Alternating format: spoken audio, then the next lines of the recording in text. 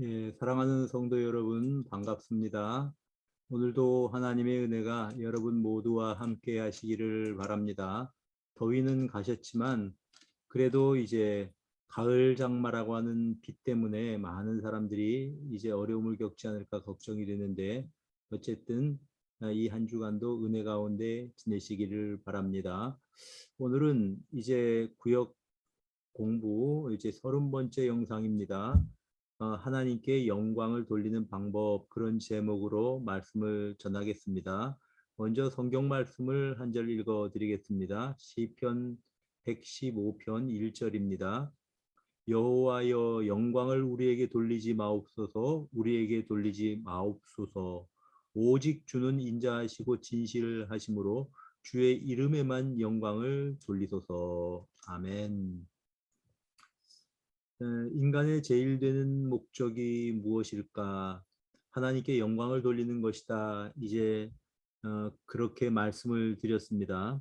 하나님의 영광에는 두 종류가 있다고 말씀을 드렸습니다. 그 중에 하나는 본래적 영광 혹은 고유의 영광이라고 부를 수 있는 것이 있습니다. 하나님은 그 자신이 자체가 영광스러우신 분입니다. 그래서 사람들이 하나님께 영광을 돌리지 않는다고 해서 그 영광이 손상되거나 또 빛이 가리지 않고 자체가 영광스러우신 분이다. 그래서 그 영광을 고유의 영광, 본래적 영광이라고 부른다고 말씀을 드렸습니다. 또 하나의 영광은 이제 하나님께 주어지는 영광 혹은 드려지는 영광이라고 부를 수 있을 것입니다. 피조물들에 의해서 하나님의 영광이 드러나는 경우를 말합니다. 모든 자연 만물은 하나님의 영광을 나타내고 있습니다. 여러분, 모든 인간들도 하나님의 영광을 드러냅니다. 그 가운데 특별히 악한 자들을 통해서도 하나님은 영광을 받으신다. 지난주에 이런 말씀을 드렸습니다. 애굽 왕 바로는 끊임없이 하나님의 사람들 히브리인들을 괴롭힙니다. 노예로 삼고 그들의 인권을 빼앗고 약탈하고 압박합니다. 하나님께서 그의 자녀들을 이제 이 바로의 손에서 구해내시지요. 이 과정에서 바로는 끝까지 마음을 완악하게 먹습니다. 이 히브리 사람들을 놓아주지 않습니다. 그러나 10가지 재앙을 하나님께서 애굽에 내리심으로 말미암아 결국 바로는 꺾여서 히브리 사람들을 놓아주게 되었다라는 것입니다. 이것을 통해서 바로가 신이 아니고 하나님이 참 신이시다, 이것을 보여주었다는 거죠. 그래서 이제 하나님의 영광을 드러내는 조연 역할을 했다라고 하는 것입니다. 바로뿐만이 아닙니다. 이제 아합이라고 하는 이스라엘 왕이 있습니다. 자기 아내 이세벨의 영향으로 수많은 이 이스라엘의 이 바알 그 우상들을 세우고 섬기던 그런 왕이었습니다. 하나님께서는 엘리야를 통해서 그에게 이제 나타나게 하셨고, 갈멜산 위에서 바알이 참 신인가 여호와가 참 신이신가 내기를 합니다. 그 내기를 통해서 불로 하늘에서 응답하셨고 결국은 여호와가 참 신이시다, 이를 드러내셨습니다. 그러므로 아합은 하나님의 영광을 나타내는 조연 역할을 했다. 하나님은 악인들을 통해서도 영광을 받으신다. 이렇게 말씀을 드렸습니다. 오늘은 하나님께서 이제 의인들을 통해서, 하나님의 자녀들을 통해서 받으시는 영광에 대해서, 그리고 그 영광을 올려드리는 방법에 대해서 세 가지를 생각을 해 보기를 원합니다. 제일 먼저 우리는 믿음으로 하나님께 영광을 올려드릴 수가 있습니다. 로마서 4장 18절에서 20절은 이렇게 말씀을 합니다. 아브라함은 바랄 수 없는 중에 바라고 믿었으니 내 후손이 이와 같으리라 하신 말씀대로 많은 민족의 조상이 되게 하려 하심이라. 그가 100세나 되어 자기 몸이 죽은 것 같고 사라의 태가 죽은 것 같음을 알고도 믿음이 약하여지지 아니하고 믿음이 없어 하나님의 약속을 의심하지 않고 믿음으로 견고하여져서 하나님께 영광을 돌리며. 여러분, 아브라함이 흔들리지 않고 하나님이 큰 민족을 만들어 주신다, 이 약속을 붙잡고 있는 것 자체가 하나님께 영광을 돌리는 그런 행위였다라는 것입니다. 히브리서 11장 6절에는 믿음이 없이는 기쁘시게 하지 못하나니 하나님께 나가는 자는 반드시 그가 계신 것과 그가 자기를 찾는 자들에게 상 주시는 이심을 믿어야 할지니라. 여러분, 우리가 하나님을 흔들리지 않고 의지하는 것 자체가 하나님의 영광을 드러내는 것입니다. 무엇보다 어려운 가운데서 또 박해 가운데서 믿음을 지키는 사람들은 이를 통해서 하나님의 영광을 드러냅니다. 여러분, 다니엘과 다니엘의 세 친구들을 아실 것입니다. 이 다니엘의 세 친구들은 이제 이 원래 이 하나 그 이스라엘 사람들이었지만 이제 바벨론에 그들이 이 그 붙잡혀 가서 이제 바벨론 사람들의 교육을 받게 된 그런 자들입니다. 네, 그들은 이름도 다 바꾸었습니다. 특별히 다니엘의 세 친구 사드락과 메삭과 아벳느고라고 바벨론식으로 이름을 바꾸었습니다. 그럼에도 불구하고 그들은 하나님께 대한 신앙을 버리지 않고 더 견고하게 그 신앙을 붙잡았습니다. 하루는 느부갓네살 왕이 이제 두라 평지에 큰 신상을 세웁니다. 그리고 그 신상에 낙성식을 합니다. 모든 고관들과 또 참석한 백성들이 다 이제 악기가 연주될 때에 그 신상에 절을 해야 합니다. 그러나 다니엘의 세 친구는 여호와 이외에 다른 신에게는 절하는 것은 그 생명을 걸고 거부하던 자들입니다. 드디어 낙성 시간이 되어서 막 그 악기들이 울려 퍼지고 사람들이 다 그 다니엘의 신상 앞에 엎드려 절하는데 이 세 친구는 절하지 않았습니다. 다른 신하들이 느부갓네살 왕에게 이들을 일렀지요. 그래서 세 사람이 왕에게 끌려갑니다. 너희가 정말 내 신에게 절하지 않았느냐? 그리고 그가 이렇게 이야기합니다. 지금이라도 너희가 이 신에게 절을 한다면 너희들을 용서해 주겠지만 그렇지 않으면 극렬하게 타는 풀무불이요. 아주 그냥 그 뜨거운 풀무불 속에 집어넣게 된다.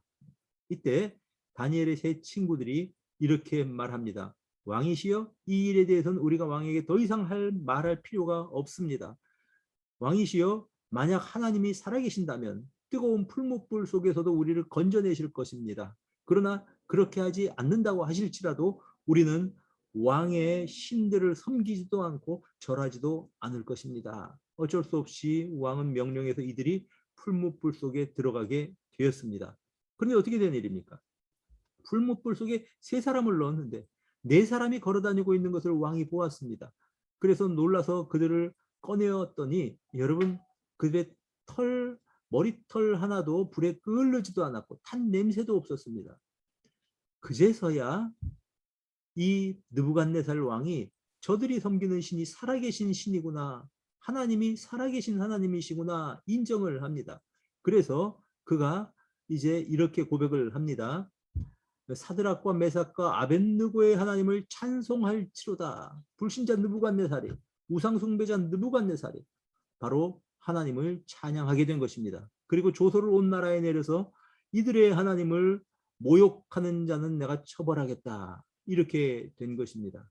여러분, 믿음을 견고하게 가지고 있을 때 시험을 이기게 되고 시련을 극복하게 되고 이것이 우리 하나님께 큰 영광이 된다라는 것입니다.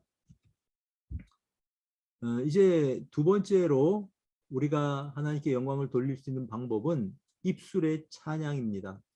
시편 50편 23절에 감사로 제사를 드리는 자가 나를 영화롭게 하나니 그 행위를 옳게 하는 자에게는 내가 하나님의 구원을 보이리라. 여러분, 과거에 하나님이 하신 일들을 돌아보면서 감사하며 하나님 감사합니다. 우리가 고백할 때에 감사로 제사를 드리는 자가 하나님을 영화롭게 한다. 이렇게 말씀을 하고 있습니다.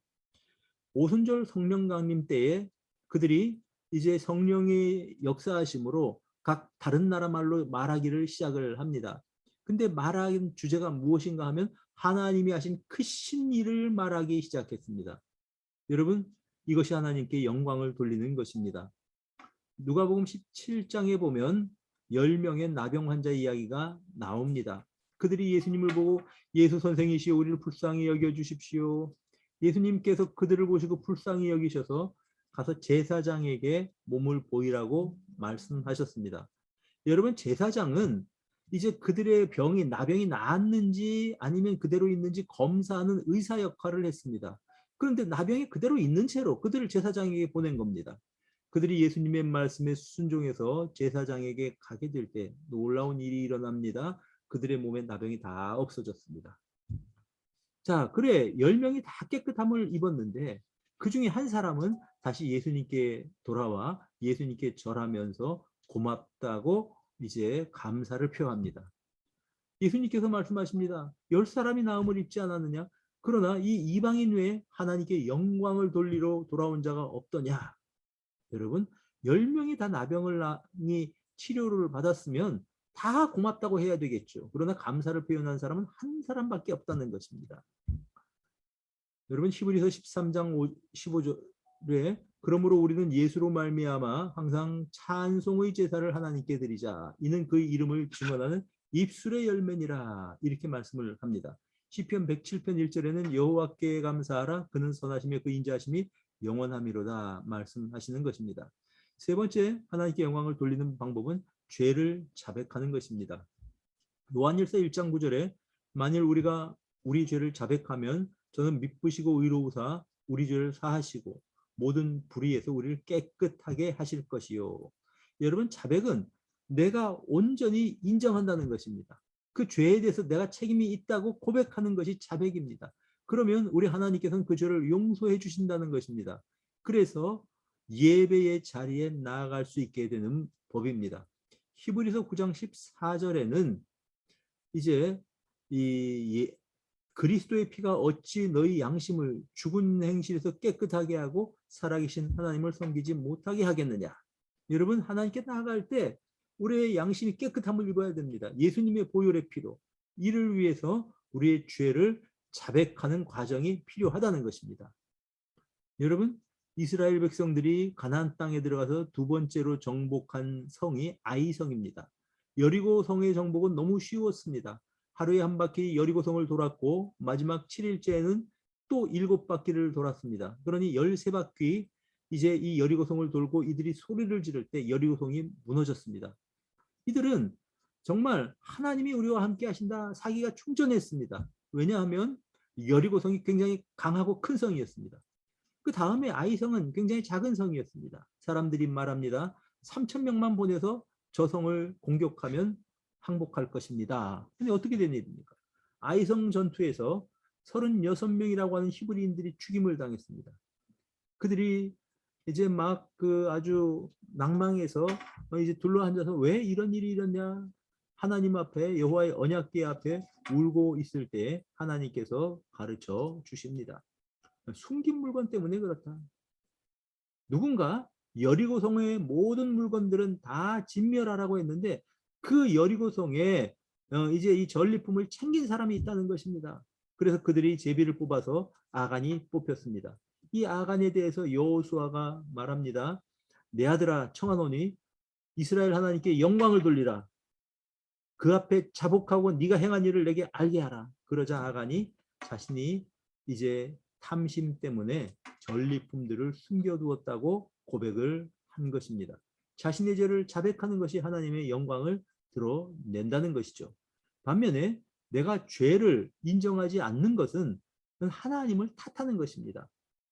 아담이 선악과를 먹은 후에 하나님께서 그에게 물으십니다. 누가 너에게 선악을 알게 하는 나무의 실과를 먹으라고 했느냐? 그랬더니 그의 대답이 하나님이 주셔서 나와 함께 하신 여자, 그가 나무 열매를 주었습니다. 자, 여자를 탓하는 것 같지요? 근데 자세히 보면 하나님이 주셔서 나와 함께 하신 여자, 하나님을 원망하는 것입니다.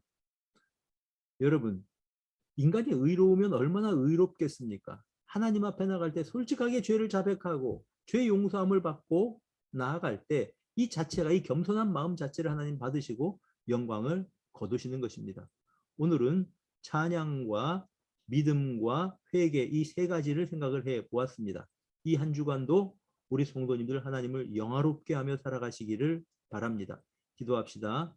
하나님, 사랑하는 우리 성도님들 이 한 주간도 지켜주셔서 영화롭게 하나님을 높여드리며 또 거룩하게 한 주간 살아갈 수 있도록 축복하여 주시옵소서. 예수님 이름으로 기도드립니다. 아멘. 네, 감사합니다. 한 주간도 믿음 안에서 지내시기를 바랍니다.